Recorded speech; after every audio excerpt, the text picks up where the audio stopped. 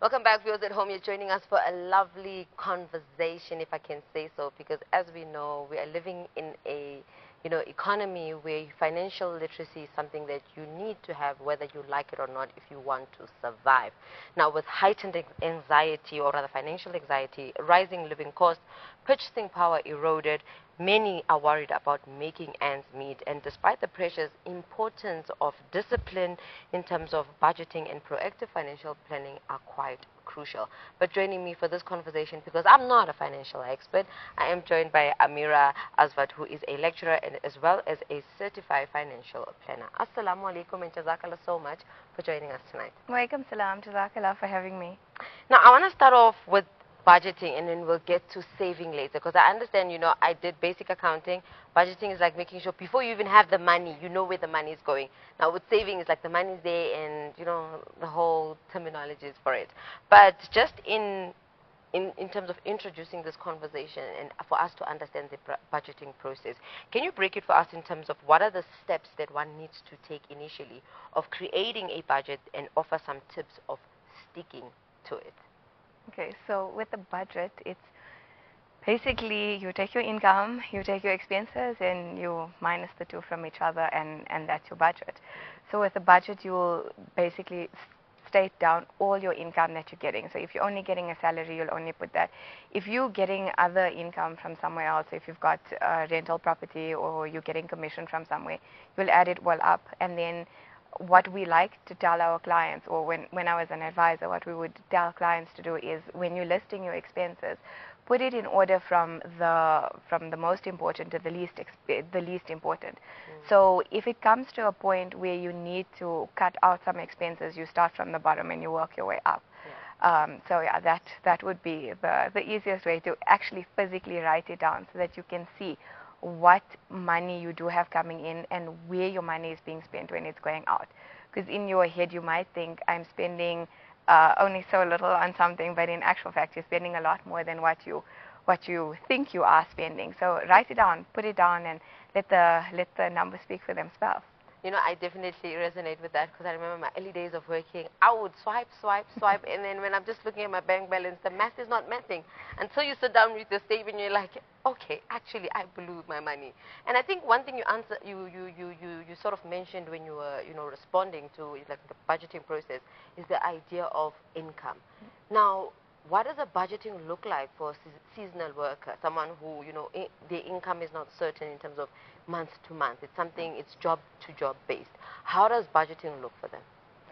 So also you put down what is the income that you're getting. So if you only get paid every quarter, for example, then you work it out that way. So you work it out per quarter. Try and split it up to say that, okay, I'm going to spend so much, or I'm going to have so much in the month. So if you're getting paid every quarter, you divide it up and you say, okay, for month one I need so much, for month two I need this. So that's why a budget is so important, for you to go back and for you to reflect on it. Like I say, if you have it written down, you kind of know that that's where I need to be, and that's the amount of money that I need to have in order to pay off all my expenses. Now, Amira, there's a conversation of, when life throws you lemons, you make lemonade. But when life is throwing you financial curveballs, I don't know what follows next. And I think this brings me to my question to say, how do we then handle those unexpected expenses or emergencies without really derailing one's budget or emergency fund? So it's a general rule within the financial planning industry that you have an emergency fund of between 3 and 6 times your monthly expenses amount. So when people hear this, they think, oh, but I can't have that. I mean, my expenses are so much every month. How am I going to save, to get to 3 to 6 months that amount? But that's why you need to look at your budget. And when you minus your income from your expenses, you're supposed to have a surplus. If you don't, then there's problems. Please speak to a financial advisor. But with the money that you've left over with, then you can say, okay, what am I going to save it in? There's a lot of different savings vehicles that you can put that money into, which we will get to. But look at the amount of money that you have left after you've spent your money on all the expenses. And then you take that money and you basically save it into something, and you just keep on saving and saving until you get to the 3 to 6 times that amount. Because, like you say, I mean, curveballs can happen. So you might have money that's saved for a specific reason, but then you get something out of the ordinary that happens. So it might be a car accident, or you might get sick, you know, and you might not have the money to pay for it. So you're going to use that emergency fund to cover those types of emergencies. You know, one thing you're mentioning right now in terms of, savings, it also speaks to relooking your lifestyle. Because sometimes with economies, like with the economy, getting more tougher to live in, it's something that you need to relook the coffee dates, you need to relook the books you keep buying every month, and the clothes that we keep buying every now and then because you're seeing something is looking quite nice. Yeah. And I think this brings me to something that I saw on social media, and I'm like, I don't know if it works because I've never tried it, right? Where somebody literally puts money on a daily basis into an envelope and then they just close it off. And then after like maybe a period of time, maybe 30 days, 100 days, they open it and, well, that's like they pool of savings. Because we know some of us, when we put it into that bank portfolio, we have access to it, whether it's 7 days or 30 days, but we have access to it. What's your take on the envelope method? So I think it would work for some people, and I think it just wouldn't work for other people, because, you get people that would be like, but I know I have that envelope. I can just open it and I can take out of it and I'll put it back. That method of I'll put it back. It's the same with having, like, you've got your current account with the bank and then you've got the savings portion. So we put money into the savings portion and then we're like, oh, but I can take from there. So when we get further on into the investment side of things, I'll talk a lot more about those types of savings vehicles where you can't touch the money or have access to it. But in terms of what I was saying just now about an emergency fund, that's something that you need to have access to. You can't not have access to it, because if an emergency happens, you need to be able to have that money. You can't wait for it. So that would work for like your envelope method, to say, okay, I'm saving money for an emergency and I'm putting it away and I'm not going to touch it. But you have to be disciplined and say, I'm not going to touch it and I'm not going to use from there. So it's all in the mind.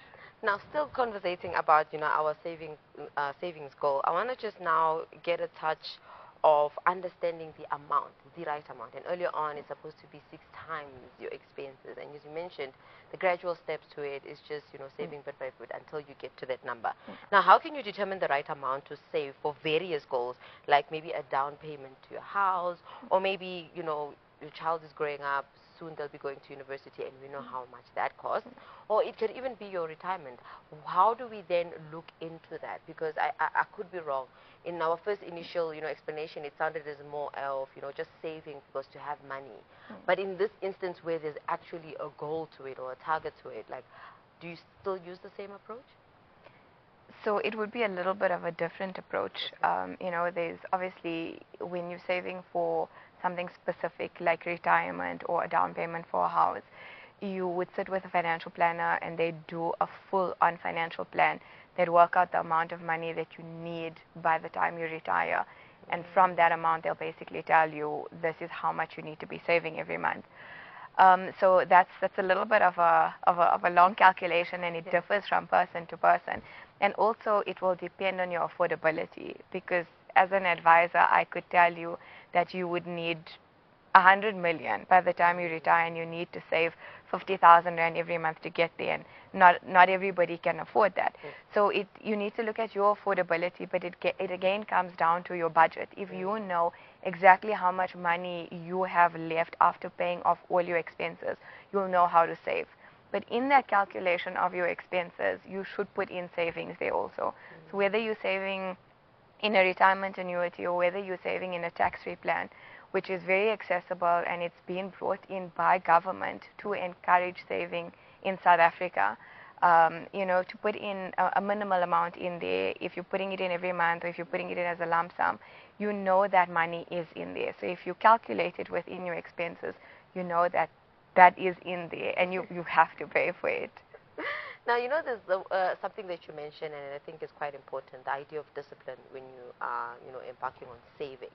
And I think there's so many approaches that individuals can, like, use in this instance. As you mentioned, the envelope, well, that's not much of an option, especially if you don't have the discipline. Now, I want us to look at the idea of a debit order, where you set up a whole debit order. Every month, it deducts from your income or salary, and it goes into a certain account. What's your thought in that? Do you think it is quite a good move, or it's just you falling into another trap? I think it's a brilliant idea, because the money's going to go off your account and that's it. You can't think about it and say, am I going to pay it this month? Am I not going to pay it? Am I going to just leave it, forget about it? It's going to go off your account, and then it's gone, and then it's sitting in a savings account. So at the end of the day, it's only going to benefit you. So with the idea of discipline, I think it starts.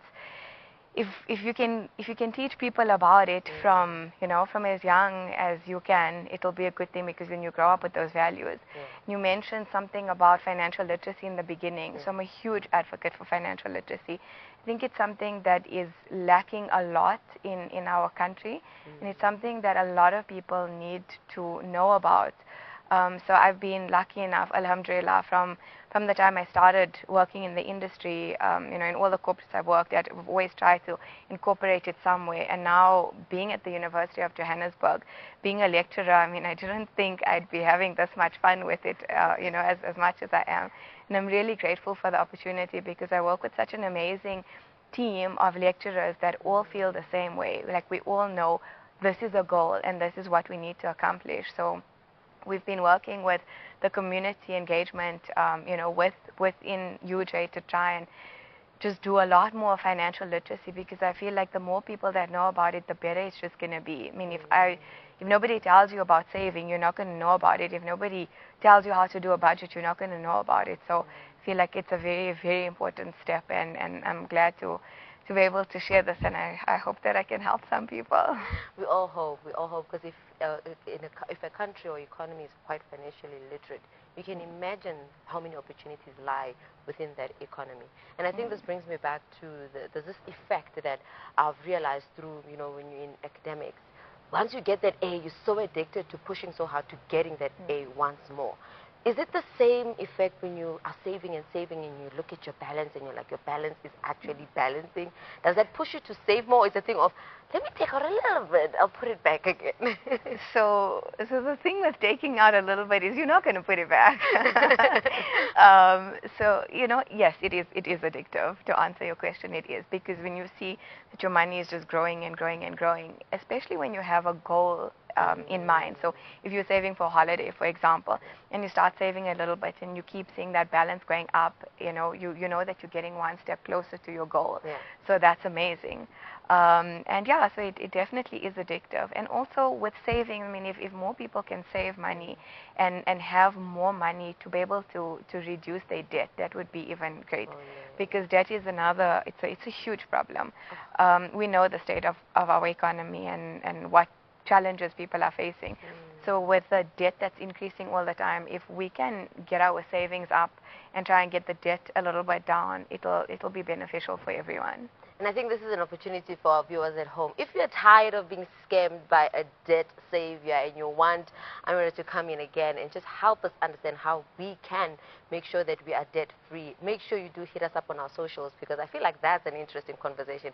Well, I have access to her in terms of behind the scenes. I can ask her. I don't know about you. So be motivated enough to tell us on social media if you'd like for us to really delve into that conversation, because as you mentioned, it is quite important, and I'm definitely putting my target to say I'm saving for a G-Wagon, so inshallah I'll be a millionaire very soon. Amen. Now, just to close off our conversation, I would like to find out from you, as someone who, as you're saying, you're a lecturer, a certified financial planner, what would be your message right now to our viewers watching, especially to me included, in terms of, budgeting as well as saving? So write it down. Literally, just take a piece of paper, put a line down the middle, and on the one side write income and put all your income there, and on the other side put all your expenses on there. And that'll give you a clear understanding of where you're spending your money, where is most of your money going, and how much money you have left to save for the things that you want to save for. So how much do you have left after paying off all your expenses? From that amount, how much can you save towards your G-Wagon? So that for me, that's a key point, to actually physically write it down, because in the back of our minds, we know, okay, we're getting so much every month, we're spending so much, but you don't really know what you're spending your money on. So write it down, and then you'll know. So if it comes to a point where you're like, okay, I really need to start saving now, and use the bottom-up approach. So if you start at the bottom and you think, okay, well, this is an expense that I don't really need and I can get rid of, then you cut it out and you put that money towards your savings.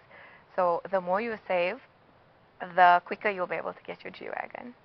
Now, I know I said it's the last question, but I have to ask this because we're slowly approaching the obvious day, which is Qurban, right? And, you know, from time to time with, you know, the financial hurdles and shocks and unpreparedness, you find that there's certain obligations like that of, you know, Eid al-Adha where you, if you have the means, you need to slaughter, but because you've been reckless with your money, it's not to say you don't have the means, it's just that at the moment you just don't have the money to buy the sheep. What tips, if you have any, sorry for putting you on the spot, what tips do you have to ensure that, you know, individuals are proactive in that element of saving? Because we understand, you know, saving for the car, saving for whatever is something that you can get away with, but with the idea of, you know, understanding its significance, how do we then now cater to that element? And if right now I'm so pinched and I would like to slaughter, what advice you would give to me to proceed with that? Try and look at what expense can you cut down for that month. So, I mean, we know when Eid al-Adha is, you know, so if in the coming months before that, a month or 2 months or maybe even 3 months before that, if you can try and just start saving a little bit, that would definitely help. And then also, like, if it now comes to crunch time where you don't have the money or you haven't saved for the past few months, try and cut down an expense that you might not need this month so much. You know, something that you could maybe carry forward to next month or something that you could live without.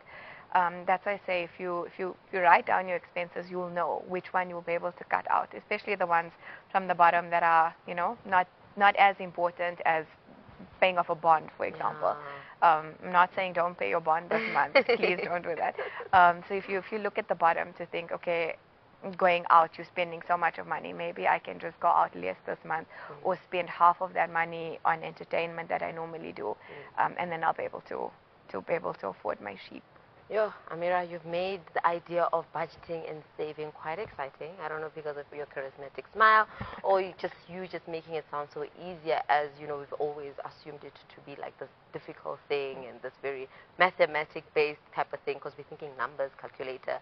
But jazakallah so much, you know, for enlightening us in terms of how we can be quite proactive with our money financially, in terms of budgeting our way through it, and also saving to, you know, buying that house or buying that G-Wagon. Jazakallah so much for joining us. I mean, you're welcome. I really hope that I helped in some way. And it's really not as daunting as it is. If you just literally sit down and write it down, you'll be okay. Use that pen and paper and really jot it down, as our guest has shared here, Amira Asvat, who is a lecturer as well as a certified financial planner. Hope that was of help to you, because definitely for me it really enlightened me, because I'm just like, can a girl breathe? Because I'm just a girl. But alhamdulillah, we're going to get through it, alhamdulillah, after the segment. But viewers at home, that's it from me and Amira for now. Let's head over to an ad break. We'll see you just after this.